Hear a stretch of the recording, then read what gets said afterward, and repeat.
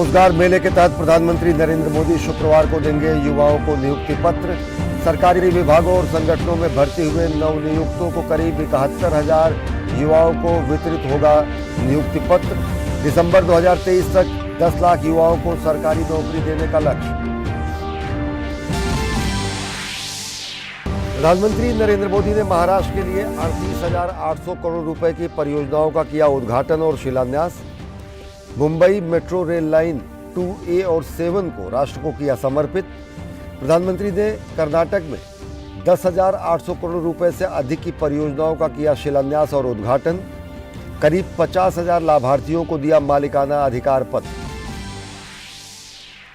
भारत के साथ बातचीत की पाकिस्तानी प्रधानमंत्री शहबाज शरीफ की पेशकश पर भारत का सख्त रुख। विदेश मंत्रालय ने कहा, पहले आतंक मुक्त माहौल बनाए पाकिस्तान।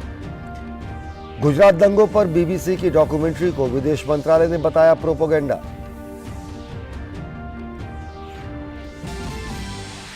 गूगल को सुप्रीम कोर्ट से तगड़ा झटका। कंपटीशन कंपनी ऑफ इंडिया द्वारा लगाए गए जुर्माने के आदेश पर दखल देने से किया इनकार। 1 हफ्ते में जमा करना होगा 10% जुर्माना। NCLAT के आदेश का पालन करने के लिए गूगल इंडिया को दिया गया 1 सप्ताह का समय।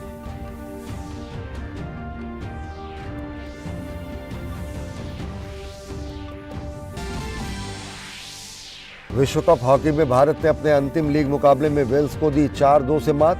जीत के साथ भारत अंक तालिका में रहा दूसरे पायदान पर।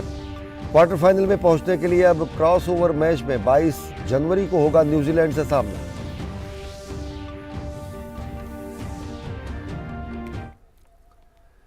नमस्कार, मैं हूं अश्विनी कुमार मिश्र। देखते हैं खबरों को विस्तार से।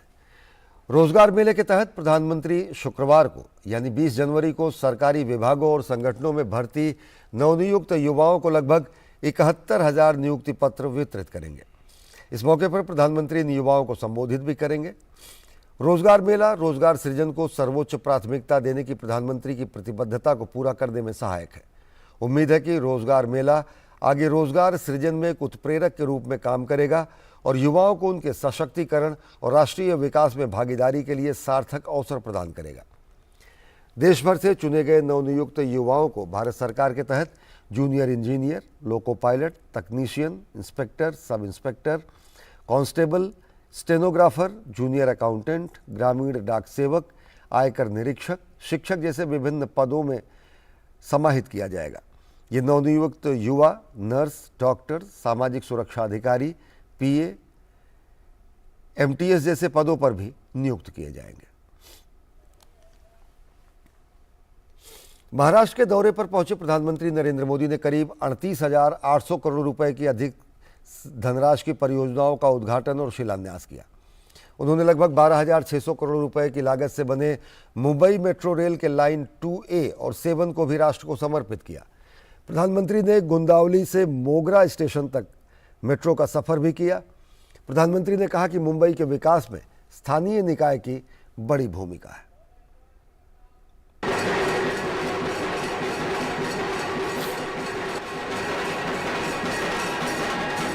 मुंबई मेट्रो में प्रधानमंत्री का ये सफर शहर में मल्टी मॉडल यातायात के साधनों को बढ़ावा देने के संकल्पों की सिद्धि है।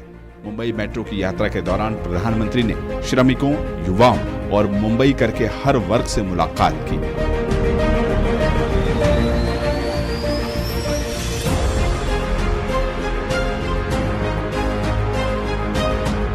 प्रधानमंत्री ने गुंडावली से मोगरा स्टेशन तक का सफर किया।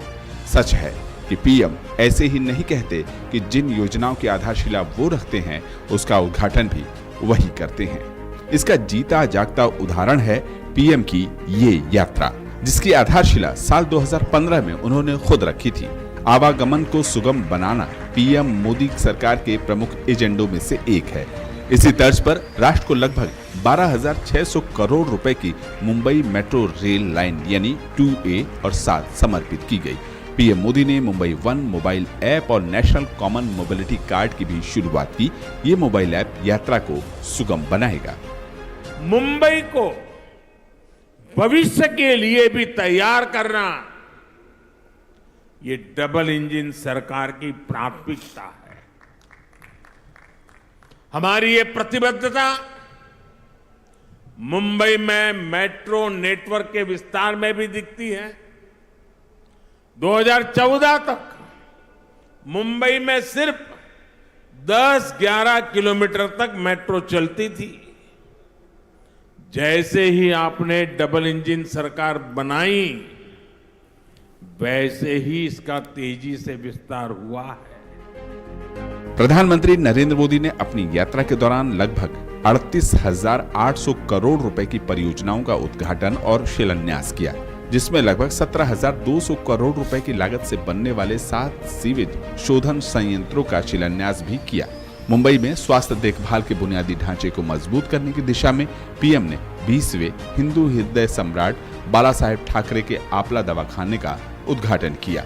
पीएम मोदी ने छत्रपति शिवाजी महाराज टर्मिनस के पुनर्विकास की भी आधारशिला रखी। इसके अलावा प्रधानमंत्री ने पीएम स्वनिधि योजना के तहत 1 लाख से अधिक लाभार्थियों के स्वीकृत ऋणों का हस्तांतरण की शुरुआत भी की। अपने राजनीतिक स्वार्थ की सिद्धि के लिए भाजपा और एनडीए की सरकारें कभी विकास के कार्यों पर ब्रेक नहीं लगाती, लेकिन हमने पहले के समय मुंबई में ऐसा होते बार बार देखा है। पीएम स्वनिधि योजना भी इसका एक उदाहरण है। ये काम बहुत पहले होना चाहिए था, लेकिन बीच के कुछ समय में डबल इंजन की सरकार ना होने के कारण हर काम में अड़ंगे डाले गए, रुकावटें पैदा की गई, जिसका नुकसान इन सभी लाभार्थियों को उठाना पड़ा। ऐसा फिर ना हो, इसलिए जरूरी है कि दिल्ली से लेकर महाराष्ट्र और मुंबई तक सबका प्रयास लगे, बेहतर तालमेल वाली व्यवस्था बने। पीएम मोदी ने मुंबई के लगभग 400 किलोमीटर सड़कों को पक्का करने के लिए सड़क निर्माण परियोजना शुरू की। कंक्रीट की ये सड़कें बेहतर सुरक्षा के साथ साथ तेज यात्रा सुनिश्चित करेंगी। पीएम मोदी ने कहा कि पिछली सदी का एक लंबा कालखंड सिर्फ और सिर्फ गरीबी की चर्चा करने और दुनिया से मदद मांगने और जैसे तैसे गुजारा करने में बीत गया, लेकिन आज दुनिया को भारत के बड़े बड़े संकल्पों पर भरोसा है। मुंबई से योगेश शीतल और शिशिर सेलार की रिपोर्ट, डीडी न्यूज। प्रधानमंत्री नरेंद्र मोदी ने मुंबई में 12,600 करोड़ रुपए की Mumbai metro rail line 2A और 7 को देश को समर्पित किया। प्रधानमंत्री नरेंद्र मोदी ने मेट्रो में भी सफर किया और ट्रेन में मौजूद छात्र छात्राओं से बातचीत की। मुंबई में इन्हीं छात्र छात्राओं से बातचीत किया हमारे संवाददाता योगेश शीतल ने। हमें बहुत ज़्यादा खुशी हुई कि हम सिलेक्ट हुए श्री नरेंद्र मोदी सर को मिलने के लिए। जैसे जैसे आवाज़ें हमारे नज़दीक आने लगी, वैसे वैसे हम बहुत खुश होते गए। एकदम गूज़बम्स से आ गए, एकदम बहुत ही ज़्यादा अच्छे, एकदम दिल की धड़कनें तेज़ होती गई। हमने उनसे बातें की, उन्हें हमें एक चीज़ बताई कि जो भी टाइम हम बचाएंगे मेट्रो से ट्रैवल करने में, वो टाइम पे हम घर पे योगा करें, और वो सब हम ज़रूर करने वाले हैं। उन्होंने हमें पूछा कि आप कितना समय बचाएंगे ट्रैवल में, तो उस समय का क्या वापर करेंगे। तो अब जैसे हमने कहा हम पढ़ाई करेंगे, उन्होंने ये भी सजेस्ट किया कि हम उस टाइम का उपयोग योगा करने में भी करें। तो बहुत ही अच्छा एक्सपीरियंस था। We are very thankful to the metro organisation, जिन्होंने हमको यहाँ आने दिया एंड ये अपॉर्चुनिटी हमको मिली। So it was a very great time. इससे बहुत जल्दी बहुत लोगों को फ़ायदा होने वाला है, स्टूडेंट्स लोगों को, और इससे जो प्रकृति है उसमें भी बहुत बदलाव आएंगे। जो एमिशन होता है हार्मफुल गैसेस का, वो बहुत कम होगा इससे। और मैं जो मोदी जी ने कहा, जैसे जो वक्त बचता है वो हम योगा करने के लिए काम करें, तो वो एक बहुत ही अच्छी सोच है उनकी। जो युवा के लिए जो वो सोच रहे हैं, वो उनकी बहुत ही ऐसे मतलब एक बहुत ही बुलंद सोच है उनकी। प्रधानमंत्री ने कर्नाटक की 1 दिवसीय यात्रा पर यादगीर जिले में नारायणपुर लेफ्ट बैंक कैनाल के विस्तारीकरण, पुनर्निर्माण और आधुनिकीकरण परियोजना का शुभारंभ किया। परियोजना की कुल लागत लगभग 4,700 करोड़ रुपए है। प्रधानमंत्री ने साथ ही यादगीर में बहुग्राम पेयजल आपूर्ति योजना की आधारशिला रखी। प्रधानमंत्री ने विपक्षी सरकारों पर वोट बैंक, जाति, मजहब की राजनीति करने के आरोप लगाए और कहा किसी वजह से यादगीर जैसे जिले पिछड़े रह गए। इस क्षेत्र के पीछे रहने का कारण क्या है? यहां का पिछड़ापन कैसे दूर होगा? इस पर पहले की सरकारों ने न सोचने के लिए समय निकाला, मेहनत करना तो दूर की बात रही।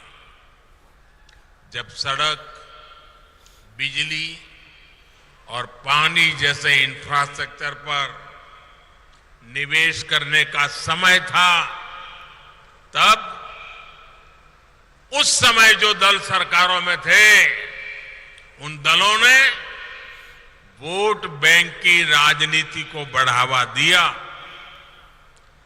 इस जाति, उस मत मजहब का वोट, पक्का वोट कैसे बन जाए, हर योजना, हर कार्यक्रम को इसी दायरे में बांध करके रखा। साथियों, हमारी सरकार की प्राथमिकता वोट बैंक नहीं है, हमारी प्राथमिकता है विकास, विकास और विकास। प्रधानमंत्री ने कर्नाटक की यात्रा के दौरान कलबुर्गी जिले का भी दौरा किया। वहां उन्होंने मलखेड़ में आयोजित एक कार्यक्रम में हाल ही में राजस्व गांव घोषित और यहां के 50,000 लाभार्थियों को मालिकाना हक यानी हक्कू पत्र प्रदान किए। हाल ही में घुमंतू और अर्धघुमंतू जनजातियों की बस्तियों को राजस्व गांव घोषित किया गया था। स्थायी रिहाइश न होने के कारण जो सुविधाएं उन्हें नहीं मिल पा रही थी, उनका समाधान भी किया जा रहा है। आज का ये आयोजन इसी समाधान की दिशा में उठाया गया अहम कदम है। 1993 में, यानी 3 दशक पहले इसकी सिफारिश की गई थी, लेकिन उसके बाद सबसे अधिक जिस दल का शासन यहां रहा, उसने सिर्फ वोट बैंक बनाने पर ही ध्यान दिया। इन उपेक्षित परिवारों का जीवन बनाने की उन्होंने कभी नहीं सोची। तांडा में रहने वाले साथियों ने अपने हक के लिए लंबा संघर्ष किया है, अनेक कठिनाइयां झेली हैं। एक बहुत लंबा इंतजार आप सबको करना पड़ा है, लेकिन अब उदासीनता का वो पुराना माहौल भाजपा की सरकार ने बदल दिया है। प्रधानमंत्री द्वारा बंजारा समुदाय के लोगों को जमीन का मालिकाना हक यानी हक्कू पत्र वितरित किए जाने पर लाभार्थियों ने खुशी जताई है। उन्होंने प्रधानमंत्री नरेंद्र मोदी के प्रति आभार जताते हुए कहा कि इससे उनके जीवन में व्यापक बदलाव आएगा। है आजादी के बाद कि इतनी संख्या में हक्कू पत्र मिले। हमारे साथ बंजारा समाज के कुछ लोग हैं, आपसे पूछते हैं, ये जो हक्कू पत्र आज प्रधानमंत्री ने दिया, इससे क्या बदलाव आपके जीवन में आएगा? बहुत कुछ बदलाव आता है। कई कई लोगों को मतलब पढ़ाई नहीं था, घर नहीं था, पानी नहीं मिलता था, हर चीज का सुविधा मिल रहा है हक्कू पत्र से। आप क्या बदलाव आएगा हक्कू पत्र से? अभी देखो साहब, इतना दिन अपना संत ये नहीं था, हमें अभी तांडा बहुत अलग ही सोचते थे, अभी विलेज हो गया, अच्छा होगा ये। अभी प्रधानमंत्री बहुत अच्छा करे है। आपके जीवन में बदलाव आएगा? हाँ, मिलेगा सब। हमारे को अच्छा किया मोदी ने, बहुत अच्छा किया। आपको क्या अच्छा लगा मोदी जी ने बोला हक्कू पत्र आप लोगों को दिया? मोदी जी को हमें देखो बहुत खुश हुए, हमारे को सब अधिकार मिले, हमारे को बहुत खुश हुए, आनंद हुए। हमें छोटे बड़े बच्चे को हमारे को स्कूल को भेजो कर को बोले, कि आज इनके लिए एक उत्सव का माहौल है और ये पहली बार ऐसा हुआ है कि इनको इनकी संपत्ति का जो है आज प्रमाण पत्र मिला है। अभी तक इनके पास इनके जमीन के कोई कागज नहीं होते थे। इनके गांव को अभी राजस्व में शामिल किया गया है और अब दिल्ली से चली हुई योजनाएं एक एक पैसा अब इन बंजारा समाज के लोगों के अधिकार में इनके पास गांव तक पहुंच सकेगा। अपने कैमरामैन सीके अशोक के साथ अनुज यादव, डीडी न्यूज, कलबुर्गी, कर्नाटक। विदेश मंत्रालय ने पाकिस्तानी प्रधानमंत्री शहबाज शरीफ की प्रधानमंत्री नरेंद्र मोदी के साथ बातचीत की अपील पर कड़ा रुख अपनाते हुए एक बार फिर स्पष्ट किया है कि भारत भी पाकिस्तान से सामान्य रिश्ते चाहता है, लेकिन इसके लिए पाकिस्तान को आतंक मुक्त माहौल बनाना होगा। भारत में लंबे समय से आतंकवाद फैला रहे पाकिस्तान की आज पूरी हेकड़ी निकल गई है। अपने सबसे बुरे आर्थिक दौर से गुजर रहे पाकिस्तान के तेवर अब ढीले पड़ गए हैं। पड़ोसी मुल्क आज शांति की बातें कर रहा है। पाकिस्तानी पीएम शहबाज शरीफ ने एक इंटरव्यू में कहा कि पाकिस्तान ने भारत के साथ 3 युद्धों के बाद सबक सीख लिया है और अब वो अपने पड़ोसी के साथ शांति चाहता है। अल अराबिया टीवी को दिए गए इंटरव्यू में शरीफ ने प्रधानमंत्री नरेंद्र मोदी से बातचीत की अपील भी की। हालांकि भारत ने एक बार फिर साफ कर दिया है कि भारत भी सामान्य रिश्ते चाहता है, लेकिन उससे पहले पाकिस्तान को आतंक मुक्त माहौल बनाना होगा। हम हमेशा नॉर्मल नेबरली रिलेशंस चाहते हैं पाकिस्तान के साथ, पर एक कंड्यूसिव एटमॉस्फेयर होनी चाहिए जिसमें टेरर या हॉस्टिलिटी या वायलेंस ना हो। तो हमारी पोजीशन वही है। गुजरात दंगों पर बीबीसी की डॉक्यूमेंट्री के बारे में विदेश मंत्रालय ने साफ कहा कि ये एक प्रोपेगेंडा है जो औपनिवेशिक मानसिकता से प्रेरित है। ये प्रोपेगेंडा पीस है और सिर्फ इसका एक कोई डिस्क्रेडिटेड नैरेटिव जो कह रहा था उसी को बढ़ाने के लिए एक एफर्ट है। इसमें एक बायस जिसे कहते हैं और एक कंटिन्यूइंग कॉलोनियल माइंडसेट है और इसमें बिल्कुल ऑब्जेक्टिविटी नहीं है। दिखता है कि इन्होंने जिस ऑर्गेनाइजेशन और इंडिविजुअल्स इसमें जुड़े हुए हैं इस क्लियरली कोई एक इसी नैरेटिव को बढ़ा रहा है और इस नैरेटिव से, इस स्टोरी से उन्हीं के ऊपर रिफ्लेक्शन है कि किस तरह के ऑर्गेनाइजेशन या इंडिविजुअल्स हैं। ऑस्ट्रेलिया में कुछ हिंदू मंदिरों में तोड़फोड़ की निंदा करते हुए विदेश मंत्रालय ने कहा कि वहां की सरकार के सामने मुद्दा उठाया गया है और दोषियों के खिलाफ कड़ी कार्रवाई की मांग की गई है। We are aware of actually recently a couple of temples that have been vandalized actually in Australia. We strongly condemn such actions. These actions have also been publicly condemned by Australian leaders, community leaders, and I think religious associations there. Our Consulate General in Melbourne has taken up the matter with the local police. We have requested expeditious investigation, action against the perpetrators, and of course measures to prevent such incidents in future.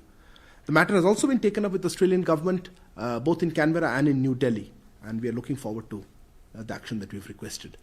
Nepal के प्रधानमंत्री के भारत आने की इच्छा के बारे में विदेश मंत्रालय ने कहा कि उनका स्वागत है। श्रीलंका की मदद के बारे में विदेश मंत्रालय का कहना है कि वो अपने पड़ोसी देश का समर्थन करता है और उसकी मदद कर रहा है। विदेश मंत्रालय ने कहा कि वो अगले हफ्ते सोमवार को अटल बिहारी मेमोरियल लेक्चर का आयोजन करेगा, जिसका विषय है वैश्विक अनिश्चितता का भविष्य। तापस भट्टाचार्य के साथ bureau report, DD news. Competition company of India यानी सीसीआई द्वारा गूगल पर लगाए गए जुर्माने के आदेश पर सुप्रीम कोर्ट ने दखल देने से इनकार किया है। कोर्ट ने गूगल की याचिका को एनसीएलएटी को वापस भेजते हुए एनसीएलएटी को 31 मार्च तक गूगल की अर्जी पर फैसला लेने को कहा है।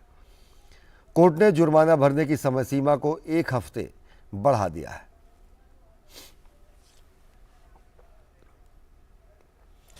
भारत ने अपने आखिरी लीग मैच में वेल्स को 4-2 से हरा दिया। भारतीय टीम के लिए मैच में शमशेर सिंह ने पहला गोल 21वें मिनट में किया। उन्होंने पेनाल्टी कॉर्नर पर गोल दागा। शमशेर के बाद आकाशदीप ने लगातार 2 गोल किए। आकाशदीप ने दोनों फील्ड गोल किए। उन्होंने 32वें और 45वें मिनट में गेंद को गोल पोस्ट में डाला। मैच के चौथे क्वार्टर में कप्तान हरमनप्रीत कौर ने पेनाल्टी कॉर्नर पर गोल किया। टीम इंडिया इस जीत के साथ दूसरे स्थान पर रही। शीर्ष पर काबिज इंग्लैंड के बराबर उसके 7 अंक हैं, लेकिन गोल अंतर में टीम इंडिया पीछे रह गई है। अब भारतीय टीम अंतिम 8 में जगह बनाने के लिए क्रॉसओवर में न्यूजीलैंड के खिलाफ 22 अगस्त को शाम 7 बजे अपना मैच खेलेगी। 2006 में एनडीआरएफ की स्थापना के उपलक्ष्य में भारत हर साल 19 जनवरी को एनडीआरएफ दिवस मनाता है। एनडीआरएफ एक विशेष बल है जो प्राकृतिक सहित विभिन्न प्रकार की आपदाओं का जवाब देने के लिए प्रशिक्षित और सुसज्जित है। आज के न्यूज लेंस में हम बताएंगे क्या है एनडीआरएफ। पेश है हमारी खास रिपोर्ट।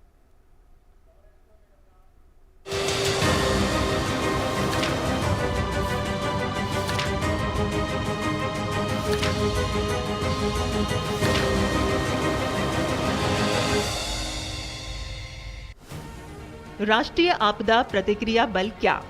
राष्ट्रीय आपदा प्रतिक्रिया बल प्राकृतिक आपदाओं और आपात स्थितियों से निपटने के लिए भारत सरकार द्वारा गठित एक विशेष बल है।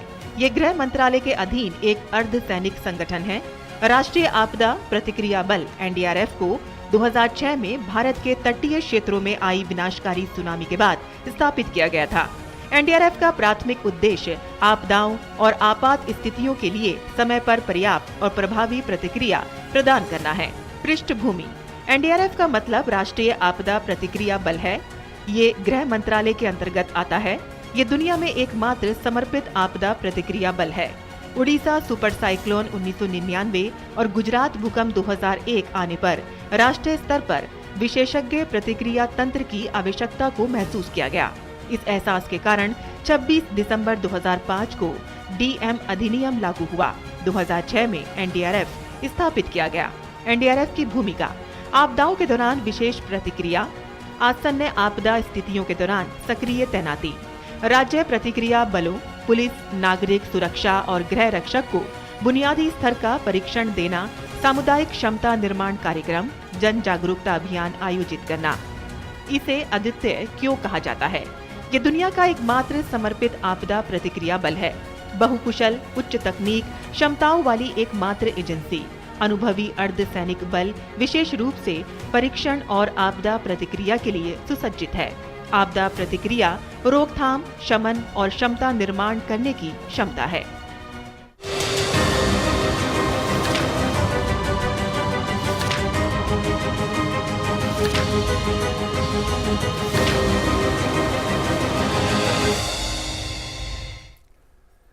जम्मू में अध्यापक और अभिभावक प्रधानमंत्री नरेंद्र मोदी के परीक्षा पर चर्चा कार्यक्रम की प्रतीक्षा कर रहे हैं। इनका कहना है कि प्रधानमंत्री नरेंद्र मोदी के इस कार्यक्रम से छात्रों को परीक्षा के तनाव से मुक्ति मिलती है। स्टूडेंट्स को गैदर करके उनको उनका मनसबल बढ़ाया, उनका हौसला बढ़ाया, जिसकी वजह से जो डिप्रेस स्टूडेंट भी थे वो भी परीक्षा में उनकी परीक्षा में काफ़ी अच्छे रिजल्ट्स उन्हें हासिल किए। हम चाहते हैं मोदी जी ऐसे स्कीमें आगे भी करते रहें, ऐसे काम आगे भी करते रहें, जिससे आज का यूथ आज के स्टूडेंट्स मोटिवेटेड रहें और अप्रिशिएट करते हैं। सब स्टूडेंट्स और बदवा के हमारे स्कूल के बच्चे भी और पूरे देश के बच्चे मोदी जी का शुक्रिया अदा करते हैं। ये जो इनिशिएटिव है, इससे जो टीचर प्रॉब्लम फेस कर रहे थे, अब वो प्रॉब्लम टीचर्स को नहीं आएगी, क्योंकि वो बच्चों को ईजिली अंडरस्टैंड कर लेंगे। तो मैं चाह रहा हूँ, यही बताऊँगा कि प्राइम मिनिस्टर का एक बहुत बड़ा इनिशिएटिव है, जिसमें टीचर्स को भी इन्वॉल्व किया जा रहा है, पेरेंट्स को भी इन्वॉल्व किया जा रहा है, तो जिसमें बच्चों को कंप्लीट अंडरस्टैंडिंग हो जाएगी टीचर्स को, और बच्चे कभी ये प्रॉब्लम फेस ना करेंगे। एक बहुत बड़ा इकदाम है, और न सिर्फ मेरी बच्चियां वो इससे मुस्तफीद होंगी, बल्कि जहां मैं रहता हूं, मेरे इलाके के बाकी लोग भी इससे उनका हौसला बढ़ेगा। क्योंकि जब ऑनरेबल प्राइम मिनिस्टर, किसी मुल्क के प्राइम मिनिस्टर जब किसी बच्ची, किसी पेरेंट या किसी टीचर के साथ बात करते हैं, तो उससे यकीनन उन सभी का हौसला बढ़ता है, और न सिर्फ उस घर का बल्कि पूरे इलाके का हौसला बढ़ता है। मेरे 2 बच्चे हैं, एक 11th में पढ़ता है और दूसरा मेरी बेटी है वो 8th में पढ़ती है। तो लास्ट ईयर भी जब इन्होंने मोदी जी का ये कार्यक्रम टीवी पे देखा था, तो तब से उनमें एक पढ़ने का अंदाज़ स्टाइल ऑफ उनका अपना स्टडीज़ का था, उनका टोटली चेंज हुआ। वो अपने आप को एक गाइडेंस करते हैं बड़े लोग, उन्होंने गाइड किया उनको कि किस तरह से प्रेशर के बिना अपने को पढ़ाई में सक्सेस लाना है। जम्मू के छात्रों का कहना है कि प्रधानमंत्री नरेंद्र मोदी का ये परीक्षा से जुड़ा कार्यक्रम परीक्षा के तनाव और बोझ को काफी कम करता है। पेरेंट्स को भी अपने बच्चों की टेंशन रहती है कि कैसे वो एग्ज़ाम करेंगे, वो पास होंगे कि नहीं। तो अब प्राइम मिनिस्टर जो उनके साथ इंटरेक्ट करेंगे तो वो भी जो है पेरेंट्स भी जो है अच्छा मोटिवेटेड फील करेंगे। अब वो टीचर भी जो है वो भी इंटरेक्ट कर रहे हैं, तो बहुत ही अच्छी बात है, बहुत ही अच्छा इनिशिएटिव है।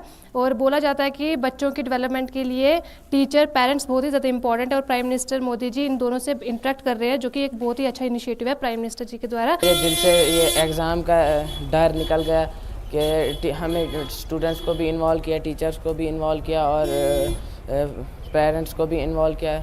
हम बहुत खुश हुए इस स्टेप से और हम चाहते हैं कि मोदी जी और ऐसे स्टेप्स उठाएं आगे। ये बहुत ही अच्छा है। जो बच्चे डीमोटिवेट फील करते थे, जिनका कॉन्फिडेंस लो था, अब वो भी मतलब कि उनका जो कॉन्फिडेंस लेवल है वो बढ़ रहा है, उनका कॉन्फिडेंस एनकरेज हो रही हैं वो स्टडीज़ के रिलेटेड, और वो बहुत ही अच्छा फील कर रही हैं और हम भी बहुत अच्छा फील कर रहे हैं।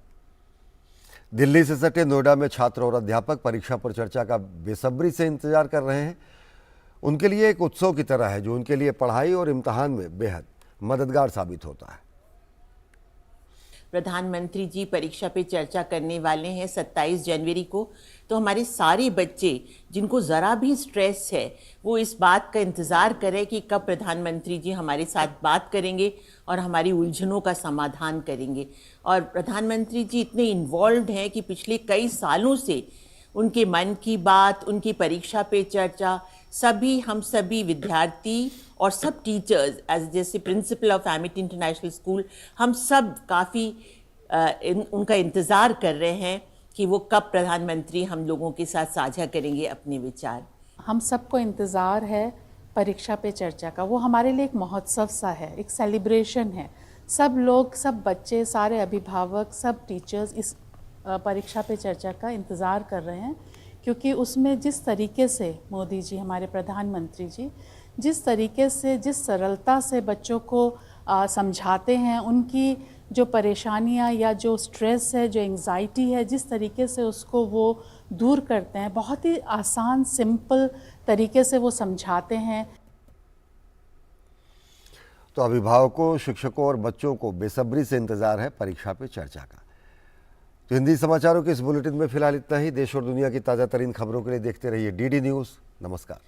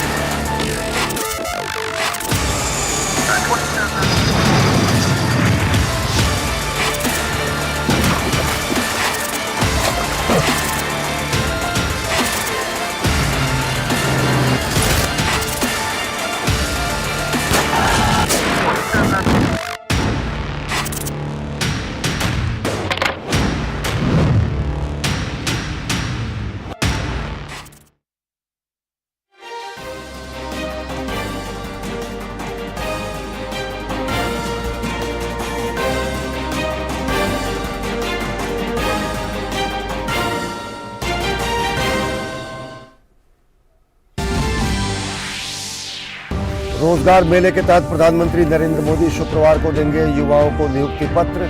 सरकारी विभागों और संगठनों में भर्ती हुए नवनियुक्तों को करीब 71,000 युवाओं को वितरित होगा नियुक्ति पत्र। दिसंबर 2023 तक 10 लाख युवाओं को सरकारी नौकरी देने का लक्ष्य। प्रधानमंत्री नरेंद्र मोदी ने महाराष्ट्र के लिए 38,800 करोड़ रुपए की परियोजनाओं का किया उद्घाटन और शिलान्यास।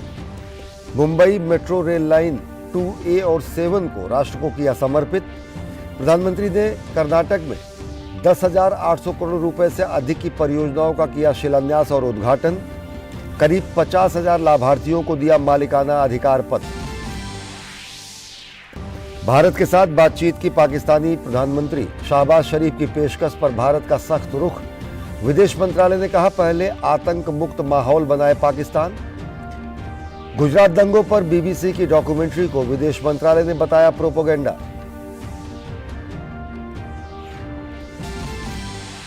गूगल को सुप्रीम कोर्ट से तगड़ा झटका। कंपटीशन कंपनी ऑफ इंडिया द्वारा लगाए गए जुर्माने के आदेश पर दखल देने से किया इनकार। 1 हफ्ते में जमा करना होगा 10% जुर्माना। NCLAT के आदेश का पालन करने के लिए गूगल इंडिया को दिया गया 1 सप्ताह का समय।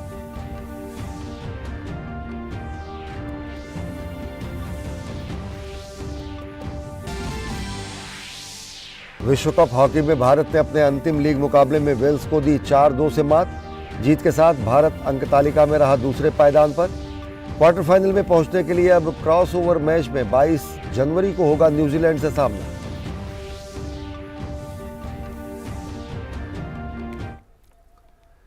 नमस्कार, मैं हूं अश्विनी कुमार मिश्र। देखते हैं खबरों को विस्तार से। रोजगार मेले के तहत प्रधानमंत्री शुक्रवार को यानी 20 जनवरी को सरकारी विभागों और संगठनों में भर्ती नवनियुक्त युवाओं को लगभग 71,000 नियुक्ति पत्र वितरित करेंगे। इस मौके पर प्रधानमंत्री इन युवाओं को संबोधित भी करेंगे।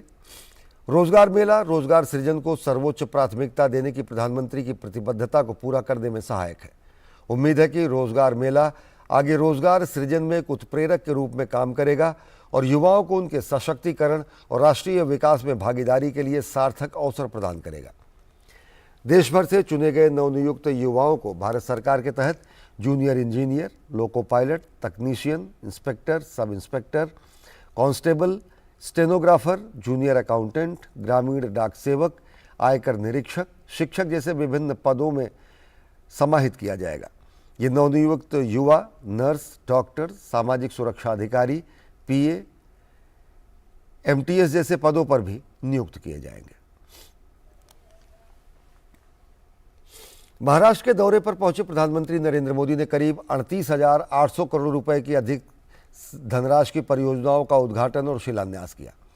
उन्होंने लगभग 12,600 करोड़ रुपए की लागत से बने मुंबई मेट्रो रेल के लाइन 2A और 7 को भी राष्ट्र को समर्पित किया। प्रधानमंत्री ने गुंदावली से मोगरा स्टेशन तक मेट्रो का सफर भी किया। प्रधानमंत्री ने कहा कि मुंबई के विकास में स्थानीय निकाय की बड़ी भूमिका है।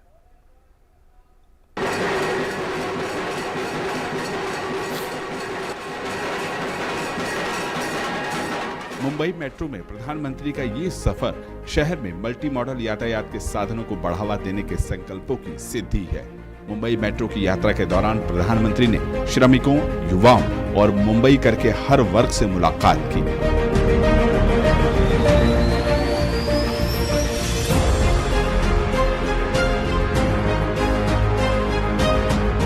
प्रधानमंत्री ने गुंडावली से मोगरा स्टेशन तक का सफर किया। सच है कि पीएम ऐसे ही नहीं कहते कि जिन योजनाओं की आधारशिला वो रखते हैं उसका उद्घाटन भी वही करते हैं। इसका जीता जागता उदाहरण है पीएम की ये यात्रा, जिसकी आधारशिला साल 2015 में उन्होंने खुद रखी थी। आवागमन को सुगम बनाना पीएम मोदी सरकार के प्रमुख एजेंडों में से एक है।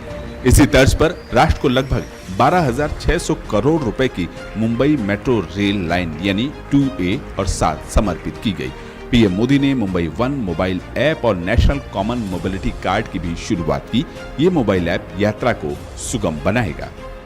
मुंबई को भविष्य के लिए भी तैयार करना ये डबल इंजन सरकार की प्राथमिकता है। हमारी ये प्रतिबद्धता मुंबई में मेट्रो नेटवर्क के विस्तार में भी दिखती है। 2014 तक मुंबई में सिर्फ 10-11 किलोमीटर तक मेट्रो चलती थी। जैसे ही आपने डबल इंजन सरकार बनाई, वैसे ही इसका तेजी से विस्तार हुआ है। प्रधानमंत्री नरेंद्र मोदी ने अपनी यात्रा के दौरान लगभग 38,800 करोड़ रुपए की परियोजनाओं का उद्घाटन और शिलान्यास किया, जिसमें लगभग 17,200 करोड़ रुपए की लागत से बनने वाले 7 सीवेज शोधन संयंत्रों का शिलान्यास भी किया। मुंबई में स्वास्थ्य देखभाल के बुनियादी ढांचे को मजबूत करने की दिशा में पीएम ने 20वें हिंदू हृदय सम्राट बाला साहेब ठाकरे के आपला दवाखाने का उद्घाटन किया। पीएम मोदी ने छत्रपति शिवाजी महाराज टर्मिनस के पुनर्विकास की भी आधारशिला रखी। इसके अलावा प्रधानमंत्री ने पीएम स्वनिधि योजना के तहत 1 लाख से अधिक लाभार्थियों के स्वीकृत ऋणों का हस्तांतरण की शुरुआत भी की। अपने राजनीतिक स्वार्थ की सिद्धि के लिए भाजपा और एनडीए की सरकारें कभी विकास के कार्यों पर ब्रेक नहीं लगाती, लेकिन हमने पहले के समय मुंबई में ऐसा होते बार बार देखा है। पीएम स्वनिधि योजना भी इसका एक उदाहरण है। ये काम बहुत पहले होना चाहिए था,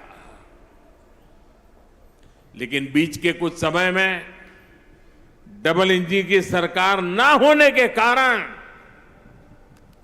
हर काम में अड़ंगे डाले गए, रुकावटें पैदा की गई, जिसका नुकसान इन सभी लाभार्थियों को उठाना पड़ा।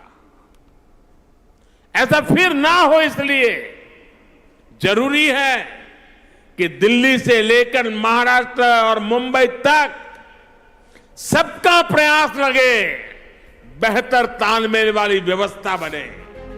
पीएम मोदी ने मुंबई के लगभग 400 किलोमीटर सड़कों को पक्का करने के लिए सड़क निर्माण परियोजना शुरू की। कंक्रीट की ये सड़कें बेहतर सुरक्षा के साथ साथ तेज यात्रा सुनिश्चित करेंगी। पीएम मोदी ने कहा कि पिछली सदी का एक लंबा कालखंड सिर्फ और सिर्फ गरीबी की चर्चा करने और दुनिया से मदद मांगने और जैसे तैसे गुजारा करने में बीत गया, लेकिन आज दुनिया को भारत के बड़े बड़े संकल्पों पर भरोसा है। मुंबई से योगेश शीतल और शिशिर सेलार की रिपोर्ट, डीडी न्यूज। प्रधानमंत्री नरेंद्र मोदी ने मुंबई में 12,600 करोड़ रुपए की Mumbai metro rail line 2A और 7 को देश को समर्पित किया। प्रधानमंत्री नरेंद्र मोदी ने मेट्रो में भी सफर किया और ट्रेन में मौजूद छात्र छात्राओं से बातचीत की। मुंबई में इन्हीं छात्र छात्राओं से बातचीत किया हमारे संवाददाता योगेश शीतल ने। हमें बहुत ज़्यादा खुशी हुई कि हम सिलेक्ट हुए श्री नरेंद्र मोदी सर को मिलने के लिए। जैसे जैसे आवाज़ें हमारे नज़दीक आने लगी, वैसे वैसे हम बहुत खुश होते गए, एकदम गूज़बम्स से आ गए, एकदम बहुत ही ज़्यादा अच्छे, एकदम दिल की धड़कनें तेज़ होती गई। हमने उनसे बातें की, उन्हें हमें एक चीज़ बताई कि जो भी टाइम हम बचाएंगे मेट्रो से ट्रैवल करने में, वो टाइम पे हम घर पे योगा करें, और वो सब हम ज़रूर करने वाले हैं। उन्होंने हमें पूछा कि आप कितना समय बचाएंगे ट्रैवल में, तो उस समय का क्या वापर करेंगे। तो अब जैसे हमने कहा हम पढ़ाई करेंगे, उन्होंने ये भी सजेस्ट किया कि हम उस टाइम का उपयोग योगा करने में भी करें। तो बहुत ही अच्छा एक्सपीरियंस था। We are very thankful to the metro organisation, जिन्होंने हमको यहाँ आने दिया एंड ये अपॉर्चुनिटी हमको मिली। So it was a very great time. इससे बहुत जल्दी बहुत लोगों को फ़ायदा होने वाला है, स्टूडेंट्स लोगों को, और इससे जो प्रकृति है उसमें भी बहुत बदलाव आएंगे। जो एमिशन होता है हार्मफुल गैसेस का, वो बहुत कम होगा इससे। और मैं जो मोदी जी ने कहा, जैसे जो वक्त बचता है वो हम योगा करने के लिए काम करें, तो वो एक बहुत ही अच्छी सोच है उनकी। जो युवा के लिए जो वो सोच रहे हैं, वो उनकी बहुत ही ऐसे मतलब एक बहुत ही बुलंद सोच है उनकी। प्रधानमंत्री ने कर्नाटक की 1 दिवसीय यात्रा पर यादगीर जिले में नारायणपुर लेफ्ट बैंक कैनाल के विस्तारीकरण, पुनर्निर्माण और आधुनिकीकरण परियोजना का शुभारंभ किया। परियोजना की कुल लागत लगभग 4,700 करोड़ रुपए है। प्रधानमंत्री ने साथ ही यादगीर में बहुग्राम पेयजल आपूर्ति योजना की आधारशिला रखी। प्रधानमंत्री ने विपक्षी सरकारों पर वोट बैंक, जाति, मजहब की राजनीति करने के आरोप लगाए और कहा किसी वजह से यादगीर जैसे जिले पिछड़े रह गए। इस क्षेत्र के पीछे रहने का कारण क्या है? यहां का पिछड़ापन कैसे दूर होगा? इस पर पहले की सरकारों ने न सोचने के लिए समय निकाला, मेहनत करना तो दूर की बात रही। जब सड़क, बिजली और पानी जैसे इंफ्रास्ट्रक्चर पर निवेश करने का समय था, तब उस समय जो दल सरकारों में थे, उन दलों ने वोट बैंक की राजनीति को बढ़ावा दिया। इस जाति, उस मत मजहब का वोट, पक्का वोट कैसे बन जाए, हर योजना, हर कार्यक्रम को इसी दायरे में बांध करके रखा। साथियों, हमारी सरकार की प्राथमिकता वोट बैंक नहीं है, हमारी प्राथमिकता है विकास, विकास और विकास। प्रधानमंत्री ने कर्नाटक की यात्रा के दौरान कलबुर्गी जिले का भी दौरा किया। वहां उन्होंने मलखेड़ में आयोजित एक कार्यक्रम में हाल ही में राजस्व गांव घोषित और यहां के 50,000 लाभार्थियों को मालिकाना हक यानी हक्कु पत्र प्रदान किए। हाल ही में घुमंतू और अर्धघुमंतू जनजातियों की बस्तियों को राजस्व गांव घोषित किया गया था। स्थायी रिहाइश न होने के कारण जो सुविधाएं उन्हें नहीं मिल पा रही थी, उनका समाधान भी किया जा रहा है। आज का ये आयोजन इसी समाधान की दिशा में उठाया गया अहम कदम है। 1993 में, यानी 3 दशक पहले इसकी सिफारिश की गई थी, लेकिन उसके बाद सबसे अधिक जिस दल का शासन यहां रहा, उसने सिर्फ वोट बैंक बनाने पर ही ध्यान दिया। इन उपेक्षित परिवारों का जीवन बनाने की उन्होंने कभी नहीं सोची। तांडा में रहने वाले साथियों ने अपने हक के लिए लंबा संघर्ष किया है, अनेक कठिनाइयां झेली हैं, एक बहुत लंबा इंतजार आप सबको करना पड़ा है। लेकिन अब उदासीनता का वो पुराना माहौल भाजपा की सरकार ने बदल दिया है। प्रधानमंत्री द्वारा बंजारा समुदाय के लोगों को जमीन का मालिकाना हक यानी हक्कु पत्र वितरित किए जाने पर लाभार्थियों ने खुशी जताई है। उन्होंने प्रधानमंत्री नरेंद्र मोदी के प्रति आभार जताते हुए कहा कि इससे उनके जीवन में व्यापक बदलाव आएगा। हुआ है आजादी के बाद कि इतनी संख्या में हक्कु पत्र मिले। हमारे साथ बंजारा समाज के कुछ लोग हैं, आपसे पूछते हैं ये जो हक्कु पत्र आज प्रधानमंत्री ने दिया, इससे क्या बदलाव आपके जीवन में आएगा? बहुत कुछ बदलाव आता है। कई कई लोगों को मतलब पढ़ाई नहीं था, घर नहीं था, पानी नहीं मिलता था, हर चीज का सुविधा मिल रहा है हक्कु पत्र से। आप क्या बदलाव आएगा हक्कु पत्र से? अभी देखो साहब, इतना दिन अपना संत ये नहीं था, हमें अभी तांडा बहुत अलग ही सोचते थे, अभी विलेज हो गया, अच्छा होगा ये। अभी प्रधानमंत्री बहुत अच्छा करे हैं। आपके जीवन में बदलाव आएगा? हाँ, मिलेगा सब। हमारे को अच्छा किया मोदी ने, बहुत अच्छा किया। आपको क्या अच्छा लगा मोदी जी ने बोला हक्कु पत्र आप लोगों को दिया? मोदी जी को हमें देख को बहुत खुश हुए, हमारे को सब अधिकार मिले, हमारे को बहुत खुश हुए, आनंद हुए। हमें छोटे बड़े बच्चे को हमारे को स्कूल को भेजो कर को बोले। आज इनके लिए एक उत्सव का माहौल है और ये पहली बार ऐसा हुआ है कि इनको इनकी संपत्ति का जो है आज प्रमाण पत्र मिला है। अभी तक इनके पास इनके जमीन के कोई कागज नहीं होते थे। इनके गांव को अभी राजस्व में शामिल किया गया है और अब दिल्ली से चली हुई योजनाएं, एक एक पैसा अब इन बंजारा समाज के लोगों के अधिकार में इनके पास गांव तक पहुंच सकेगा। अपने कैमरामैन सीके अशोक के साथ अनुज यादव, डीडी न्यूज, कलबुर्गी, कर्नाटक। विदेश मंत्रालय ने पाकिस्तानी प्रधानमंत्री शहबाज शरीफ की प्रधानमंत्री नरेंद्र मोदी के साथ बातचीत की अपील पर कड़ा रुख अपनाते हुए एक बार फिर स्पष्ट किया है कि भारत भी पाकिस्तान से सामान्य रिश्ते चाहता है, लेकिन इसके लिए पाकिस्तान को आतंक मुक्त माहौल बनाना होगा। भारत में लंबे समय से आतंकवाद फैला रहे पाकिस्तान की आज पूरी हेकड़ी निकल गई है। अपने सबसे बुरे आर्थिक दौर से गुजर रहे पाकिस्तान के तेवर अब ढीले पड़ गए हैं। पड़ोसी मुल्क आज शांति की बातें कर रहा है। पाकिस्तानी पीएम शहबाज शरीफ ने एक इंटरव्यू में कहा कि पाकिस्तान ने भारत के साथ 3 युद्धों के बाद सबक सीख लिया है और अब वो अपने पड़ोसी के साथ शांति चाहता है। अल अराबिया टीवी को दिए गए इंटरव्यू में शरीफ ने प्रधानमंत्री नरेंद्र मोदी से बातचीत की अपील भी की। हालांकि भारत ने एक बार फिर साफ कर दिया है कि भारत भी सामान्य रिश्ते चाहता है, लेकिन उससे पहले पाकिस्तान को आतंक मुक्त माहौल बनाना होगा। हम हमेशा नॉर्मल नेबरली रिलेशंस चाहते हैं पाकिस्तान के साथ, पर एक कंड्यूसिव एटमॉस्फेयर होनी चाहिए जिसमें टेरर या हॉस्टिलिटी या वायलेंस ना हो। तो हमारी पोजीशन वही है। गुजरात दंगों पर बीबीसी की डॉक्यूमेंट्री के बारे में विदेश मंत्रालय ने साफ कहा कि ये एक प्रोपेगेंडा है जो औपनिवेशिक मानसिकता से प्रेरित है। ये प्रोपेगेंडा पीस है और सिर्फ इसका एक कोई डिस्क्रेडिटेड नैरेटिव जो कह रहा था उसी को बढ़ाने के लिए एक एफर्ट है।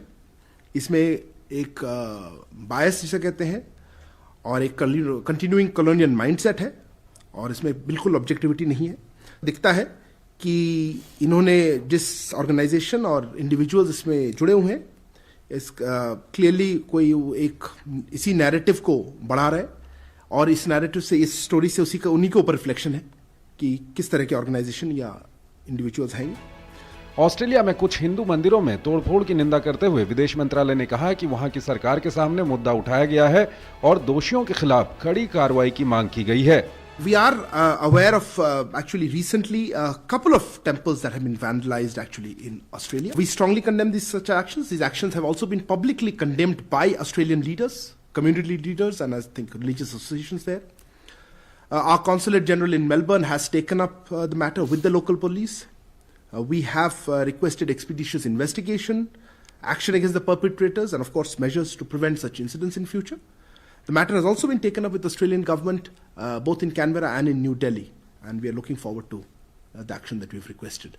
नेपाल के प्रधानमंत्री के भारत आने की इच्छा के बारे में विदेश मंत्रालय ने कहा कि उनका स्वागत है। श्रीलंका की मदद के बारे में विदेश मंत्रालय का कहना है कि वो अपने पड़ोसी देश का समर्थन करता है और उसकी मदद कर रहा है। विदेश मंत्रालय ने कहा कि वो अगले हफ्ते सोमवार को अटल बिहारी मेमोरियल लेक्चर का आयोजन करेगा, जिसका विषय है वैश्विक अनिश्चितता का भविष्य।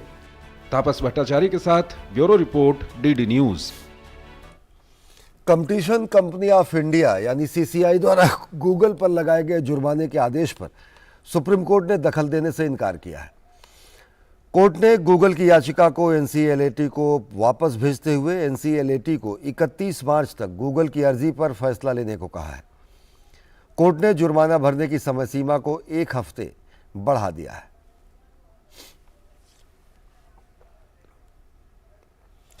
भारत ने अपने आखिरी लीग मैच में वेल्स को 4-2 से हरा दिया। भारतीय टीम के लिए मैच में शमशेर सिंह ने पहला गोल 21वें मिनट में किया।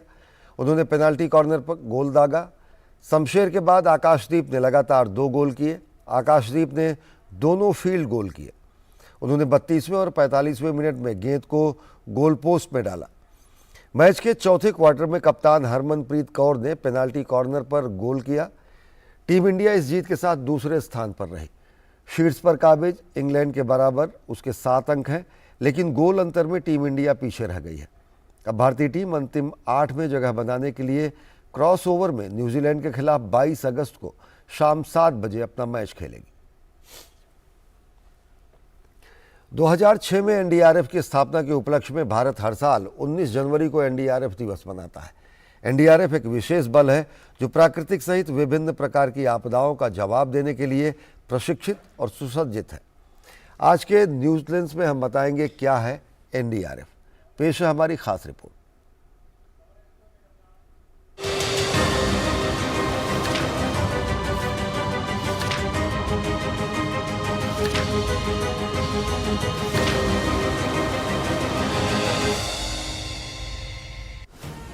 राष्ट्रीय आपदा प्रतिक्रिया बल क्या? राष्ट्रीय आपदा प्रतिक्रिया बल प्राकृतिक आपदाओं और आपात स्थितियों से निपटने के लिए भारत सरकार द्वारा गठित एक विशेष बल है। ये गृह मंत्रालय के अधीन एक अर्धसैनिक संगठन है राष्ट्रीय आपदा प्रतिक्रिया बल एनडीआरएफ को 2006 में भारत के तटीय क्षेत्रों में आई विनाशकारी सुनामी के बाद स्थापित किया गया था। एनडीआरएफ का प्राथमिक उद्देश्य आपदाओं और आपात स्थितियों के लिए समय पर पर्याप्त और प्रभावी प्रतिक्रिया प्रदान करना है। पृष्ठभूमि: एनडीआरएफ का मतलब राष्ट्रीय आपदा प्रतिक्रिया बल है। ये गृह मंत्रालय के अंतर्गत आता है। ये दुनिया में एकमात्र समर्पित आपदा प्रतिक्रिया बल है। उड़ीसा सुपर साइक्लोन 1999 और गुजरात भूकंप 2001 आने पर राष्ट्रीय स्तर पर विशेषज्ञ प्रतिक्रिया तंत्र की आवश्यकता को महसूस किया गया। इस एहसास के कारण 26 दिसंबर 2005 को डीएम अधिनियम लागू हुआ। 2006 में एनडीआरएफ स्थापित किया गया।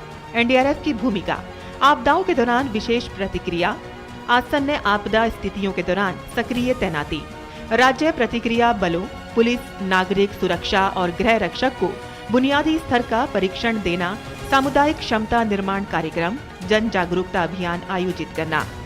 इसे अद्वितीय क्यों कहा जाता है? ये दुनिया का एकमात्र समर्पित आपदा प्रतिक्रिया बल है। बहुकुशल, उच्च तकनीक क्षमताओं वाली एकमात्र एजेंसी। अनुभवी अर्धसैनिक बल विशेष रूप से परीक्षण और आपदा प्रतिक्रिया के लिए सुसज्जित है। आपदा प्रतिक्रिया रोकथाम, शमन और क्षमता निर्माण करने की क्षमता है।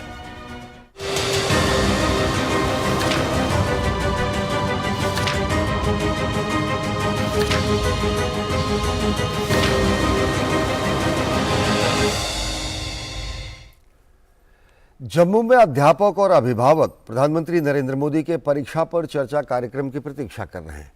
इनका कहना है कि प्रधानमंत्री नरेंद्र मोदी के इस कार्यक्रम से छात्रों को परीक्षा के तनाव से मुक्ति मिलती है।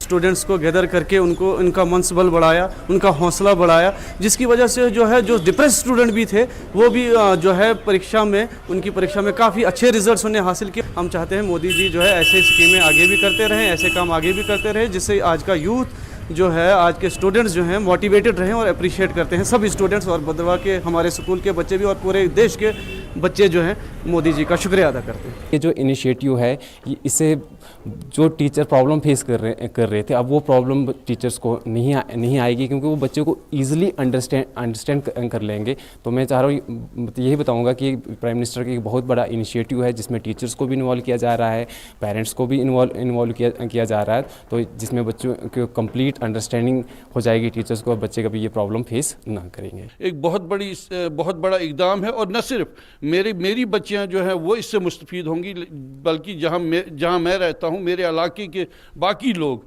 भी इससे उनका हौसला बढ़ेगा। क्योंकि जब ऑनरेबल प्राइम मिनिस्टर, किसी मुल्क के प्राइम मिनिस्टर जब किसी बच्ची, किसी पेरेंट या किसी टीचर के साथ बात करते हैं तो उससे यकीनन उन सभी का हौसला बढ़ता है, और न सिर्फ उस घर का बल्कि पूरे इलाके का हौसला बढ़ता है।